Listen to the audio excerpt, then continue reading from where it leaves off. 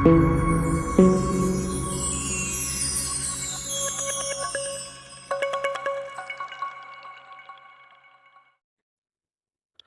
Narwal pro kabaddi season 5లో ఒకే సీజన్లో 369 right పాయింట్స్ని సాధించి చరిత్రని సృష్టించినటువంటి ప్లేయర్.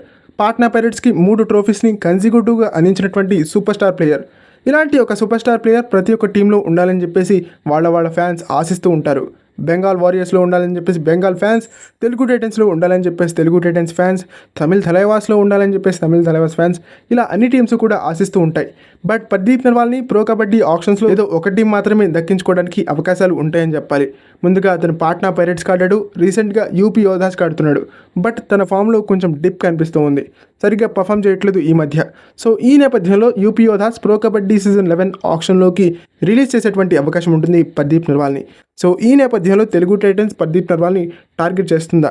టార్గెట్ చేస్తే ఎలా ఉంటుంది అనే టాపిక్ పైన ఈ వీడియోలో మనం డిస్కస్ చేసుకునే ప్రయత్నం చేద్దాం. సో ఈ వీడియో చాలా ఇంట్రెస్టింగ్గా ఉండబోతోంది.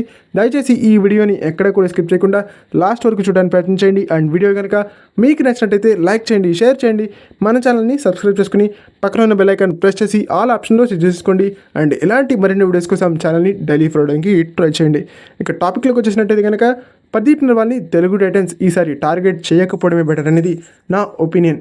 ఎందుకంటే తన ఫామ్ డిప్ అయింది అండ్ తనకున్నటువంటి ఇంజరీ కన్సర్న్స్ రీత్యా ఒకప్పటిలా పర్ఫామ్ చేయలేడు పర్దీప్ నర్వాల్. అండ్ యంగ్స్టర్స్ని బాగా లీడ్ చేస్తాడా అంటే కనుక అది కూడా లేదని చెప్పాలి. తనకి లీడర్షిప్ క్వాలిటీస్ కొంచెం తక్కువనే చెప్పాలి.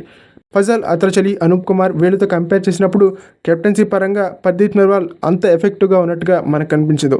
అండ్ డిఫెన్స్ పొజిషన్స్లో కానివ్వండి, రైడింగ్ పొజిషన్స్లో కానివ్వండి, యంగ్ ప్లేయర్స్కి తను గైడెన్స్ ఇచ్చినట్టుగా మనకు ఎక్కడ కూడా కనిపించదు.